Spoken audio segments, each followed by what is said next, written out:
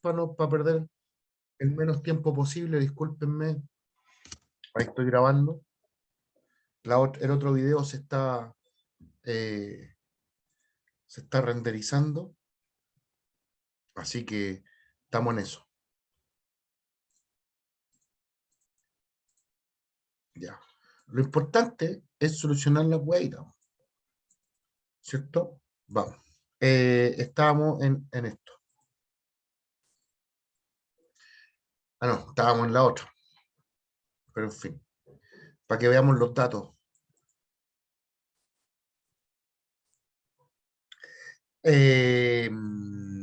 Acá está.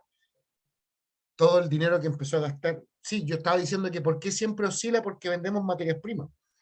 Y los precios de las materias primas son siempre efectivamente oscilantes, son muy propensos a caer en crisis cíclicas. Pero aún así se ve una tendencia al alza, desde los 50.000 a casi los 150.000, ¿cierto? Y miren cómo crece la infraestructura. Aquí piensen en obras públicas. Claro, tienen que ver el crecimiento no solamente en el espacio que hay entre el de abajo y el de arriba.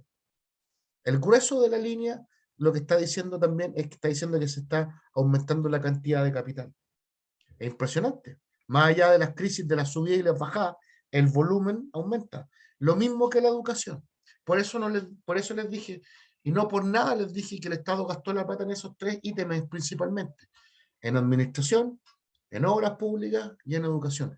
Y esa es una foto de toda, se ve, van a tener que verlo después agrándenlo después cuando vean el PPT, porque ahí está toda la red ferroviaria de Chile hasta 1930. Yo no sé qué chucha pasó entre medio, porque es una foto gigantesca, así un póster que se ve casi región por región.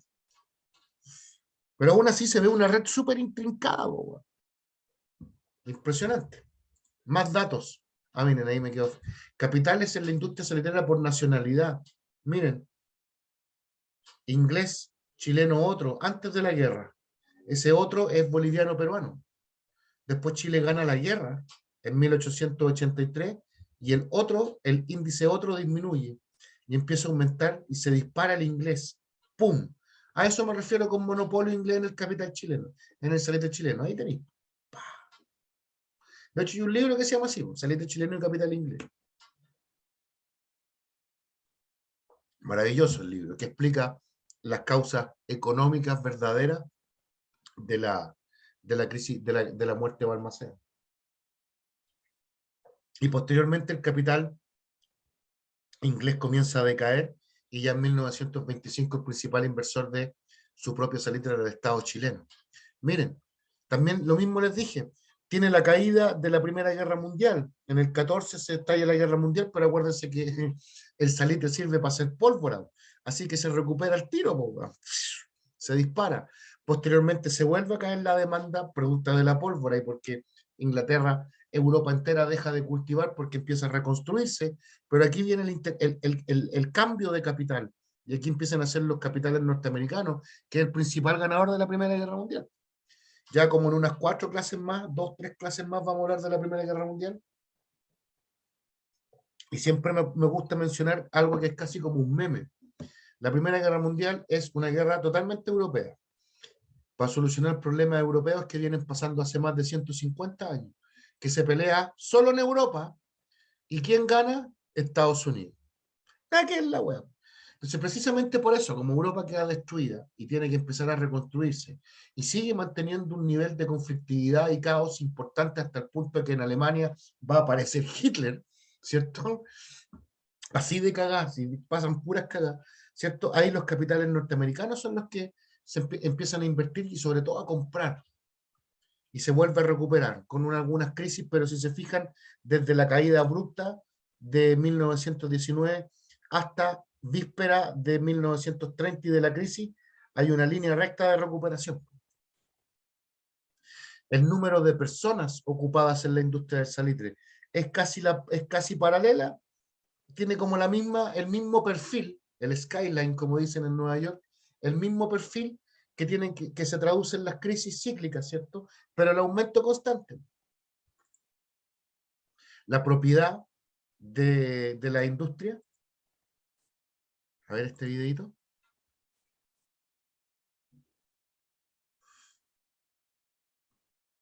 Estudiantes, Ah, bienvenidos. A este es un continuación, video de CPECH y es un buen resumen, veámoslo.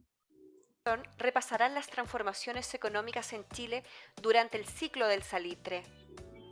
Como sabemos, el rol del Estado en ámbitos como obras públicas y educación en la época del oro blanco fue sobresaliente. Ahora les presentamos el siguiente resumen. Pongan atención. En la zona norte del país, luego de la Guerra del Pacífico y tras la anexión de las regiones de Antofagasta y Tarapacá entre 1880 y 1930, el salitre chileno representó más de la mitad de la producción mundial de este mineral. Recordemos que este recurso natural era utilizado como fertilizante y como un componente para explosivos. El fuerte auge que vivió el salitre atrajo capitales extranjeros, así como tecnologías y maquinarias para su extracción. Esto significó que, en 1890, el 60% de la industria salitrera estuvo en manos de capitales extranjeros, ingleses en su mayoría, mientras que la participación de capitales chilenos era reducida. Ese capital extranjero, el que peleó contra Balmaceda y que financió el ejército que se formó en Iquique, ¿se acuerdan? Gracias a los ingresos de los impuestos provenientes de la época de bonanza de la industria salitrera, el Estado chileno dispuso de una gran cantidad de recursos, la mayor que ha tenido en su historia, $1.000 millones de la época. Este capital fue invertido en infraestructura, permitiendo el desarrollo de distintos sectores productivos del país, tales como empresas estatales, organismos de administración estatal. Miren los datos, de 3.000 funcionarios en 1880 a 25.000 en 1920. Ese crecimiento es olímpico. Obras públicas, establecimientos educacionales. Es importante recordar que las consecuencias de este ciclo no fueron tan solo económicas, sino que también existieron consecuencias sociales, las que analizarás más adelante. Sin embargo, podemos adelantar. Sigamos, para poder hablar de eso. Entonces, a propósito de la primera modernización del país, gracias a los ingresos provenientes de la industria se transformaron en inversiones.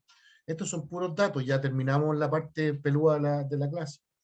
Mayor cantidad de recursos, ¿cierto? ¿En qué se utilizaron? Casi la mitad del gasto fiscal se destinó a obras públicas. Por ejemplo, se crean los puertos de Mejillones y de Iquique y se inaugura el maravilloso viaducto del Mayeco, que ya lo habíamos mencionado. Miren el desarrollo de la cultura cívica y de la ciudad en Iquique en 1901, 1902, esa foto. Y ahí está el presidente Balmaceda, inaugurando en 1888 el viaducto del Mayeco. Sepan ustedes que el presidente Balmaceda es el primer presidente en salir de Santiago, para que cachen lo centralizado que era nuestro país. Nunca ningún presidente en la vida, durante los primeros 60 años de Chile, se le ocurrió ir a ver qué hueá en Temuco, qué pasa en Rancagua. Nadie. La política era súper centralista y súper elitista. El pueblo no cuenta. Se desarrollaron las primeras empresas estatales, ferrocarriles del Estado, Correos de Chile. Se crean 50 municipios nuevos, 2 aduanas. Crece el funcionamiento del Estado con el mismo dato, 3.000 funcionarios. Yo hice el libreto para el video que vimos recién. 3.000 funcionarios a 25.000. Se crean 4 ministerios técnicos y me gusta siempre dar ese dato porque no son cualquier ministerio, hay ministerios sociales como salud, educación, que en aquellos tiempos no existen, ¿cierto? Existe la instrucción pública, culto y justicia, ni siquiera están separados, pero se crean ministerios técnicos. ¿A qué me refiero? Tierra y colonización, que era un interés fundamental del Estado. Recuerden que el proceso de consolidación y configuración del territorio está pasando mientras tanto. Recién ganamos la guerra del Pacífico, recién ganamos la Araucanía. Los alemanes siguen llegando, de hecho llegan más alemanes en 1880 que con la ley de 1850. Entonces, todos esos procesos se están pasando en este momento y dan cuenta del proceso económico que estaba viviendo Chile, cacha el otro, industria y comercio. Dos actividades que he mencionado incansablemente que se están desarrollando en este momento. Obras Públicas y Ferrocarriles, Lorea, el nombrecito. Y este es el que más me gusta, que lo va a crear Carlos Ibáñez del Campo en 1927, si no me equivoco, el Ministerio de Fomento, que va a ser la maqueta de lo que después va a ser la Corporación de Fomento, la CORF, que va a ser el primer organismo estatal que va a planificar un desarrollo industrial abiertamente. Lo mismo que hizo Balmaceda, obviamente 50 años después, pues después de la Primera Guerra Mundial. Ahí es cuando empiezan las tendencias mundiales a acercarse hacia la izquierda, ¿cierto? Y a moverse hacia el estado de bienestar y los estados empresarios, que ya lo vamos a ver. Y aumentó el gasto social, pues se crean los primeros hospitales públicos, como el Hospital San José, que hoy día es un monumento nacional. Entonces hubo cambios importantes, cambios sociales y culturales que son los más importantes, como lo mencionamos alguna vez, porque estos son la migración campo-ciudad, la proletarización, que son también, están inmersos dentro de este gran proceso de modernización y urbanización. La migración campo-ciudad se produce, y no es muy difícil saberlo, por el más evidente de todos los factores, por el desarrollo industrial, precisamente por todo esto, ¿no? Por el aumento del empleo público, por el aumento del empleo que se requiere para construir todos esos edificios que van a ser después ocupados por las oficinas públicas, por las escuelas públicas y los caminos. Alguien tiene que construirlo y alguien tiene que trabajar en ellos posteriormente cuando empiecen a funcionar. Y eso requiere de una gran cantidad de personas, y el solo hecho de la modernización es un atractivo importante para esas personas. Por eso puse una foto de esa, que es un acierto fotográfico de principios de siglo, porque ahí viene precisamente una persona llegando a la ciudad de Santiago, una foto que pasa en Estación Central, ¿cierto? Santiago ofrece trabajo y educación, o por lo menos el sueño de aquello, ¿cierto? Y las grandes ciudades, fundamentalmente Santiago, Valparaíso y las Salinas del Norte, Iquique, crece más que la cresta. Pero eso trae un problema. Las ciudades, a pesar de que están creciendo, mira ahí, está listo el video, ¿eh? Lo voy a... Salitre, primera parte. Eh, las ciudades empiezan a crecer, pero a pesar de su crecimiento, la infraestructura no es suficiente para recibir a tantas personas. Y ahí eso redunda en lo que siempre hemos llamado como cuestión social.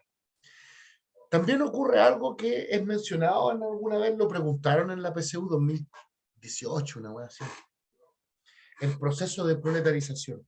Yo alguna vez siempre me quedo dando vuelta un paper súper bueno que lo pueden encontrar, yo creo, online, de Sol Serrano, que después terminó siendo, parece que Premio Nacional de Historia, que es un paper que se llama Azote, Salario y Ley, la historia del proceso de proletarización en Chile, que tiene que ver con lo que les mencioné hace un ratito atrás, tiene que ver con todo este proceso de transformación sociocultural de la masa campesina chilena, que al llegar a la ciudad tiene que adaptarse a otro modo de vida, que es el modo urbano.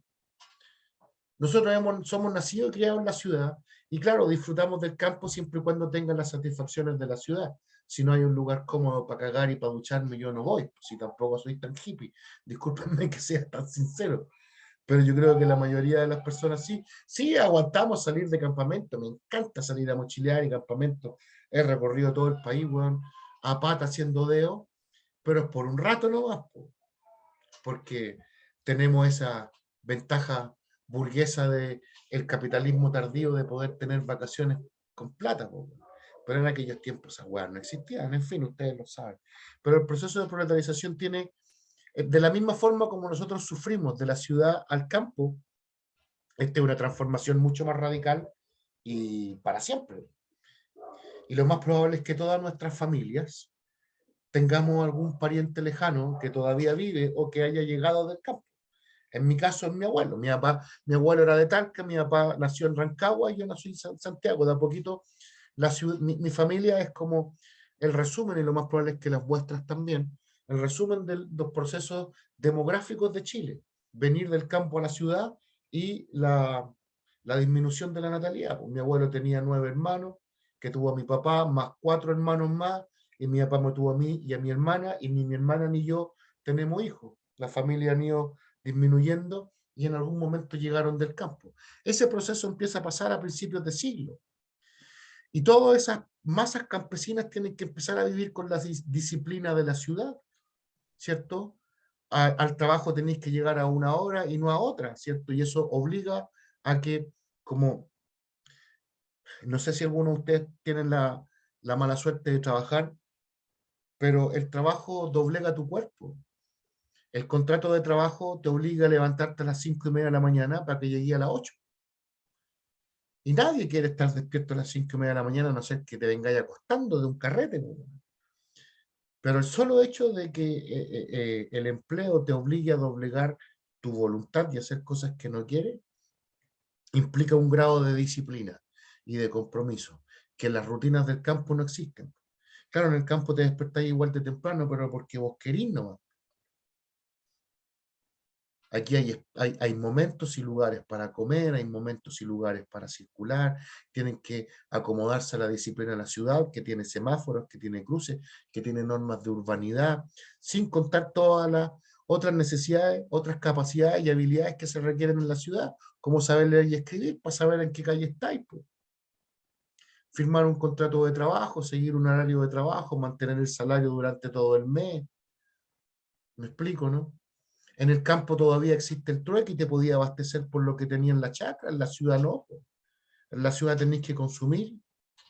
Entonces, de alguna y ese proceso de proletarización se dio muy fuerte en las salitreras. Porque recuerden, son 200.000 personas viviendo en unos galpones hechos de madera y latón, en la mitad del desierto de Atacama, que están sometidos a tremendos niveles de explotación laboral, con jornadas de 12 horas, 14 horas diarias, a sueldos miserables, y que tienen que vivir la disciplina de un campamento semi-militar en la mitad del desierto. Si a vos no te gusta, el jefe te dice, bueno, si no quieres, váyase, po, y vos miráis para afuera, y es el desierto más seco del mundo, po, y la siguiente ciudad está a 200 kilómetros, po. Es una condena la weá, po. Es horrible, es como que te manden una colonia minera en Marte hoy día, una weá así, para la cagamos, weón. Entonces ahí efectivamente la masa campesina que llegó caminando de Talca a Antofagasta no van a tomar el tren, pues, bueno. A lo más se van de polizones. ¿Cómo llegáis si soy el más pobre de los pobres? En aquellos tiempos hay personas que en su puta vida habían visto una moneda, pues si en el campo no circula moneda, porque acuérdense que los campesinos viven del inquilinaje, y eso se supone que es un sistema de trabajo premoderno donde no hay circulación de capital, no hay pago por servicio. De hecho, el weón que tiene que pagar para trabajar es el campesino para arrendarle un campito al dueño del fondo. Y como no tiene plata para pagarlo, lo tiene que pagar en servicios personales y en tiempo. No hay circulación monetaria en el campo, no existen los sueldos. Les pagan en especie, weón, y le dan un pedazo de tierra para que puedan abastecerse con lo que tienen, los demás los cambian con los vecinos. Entonces es una vida totalmente distinta. Por eso se llama proletarización, porque el campesino se transforma en proletario. Un proletario que recibe salario y que tiene obligaciones con la ley. ¿Cachai? Ese es el proceso de proletarización. Y mientras tanto, Santiago va creciendo. Miren, me encanta esa foto también porque supone que la estación de tren es toda moderna y hay carros de sangre, así se le llamaban, los carros de sangre, porque estaban movidos por tracción animal. ¿Cachai? Pero Santiago crece. Miren las salitreras, el Palacio Cauciño, la Alameda, el puente del río Laja. Se funda la estación Mapocho, el Palacio de Bellas Artes, etcétera, etcétera. Niños, quisiera yo no quitarle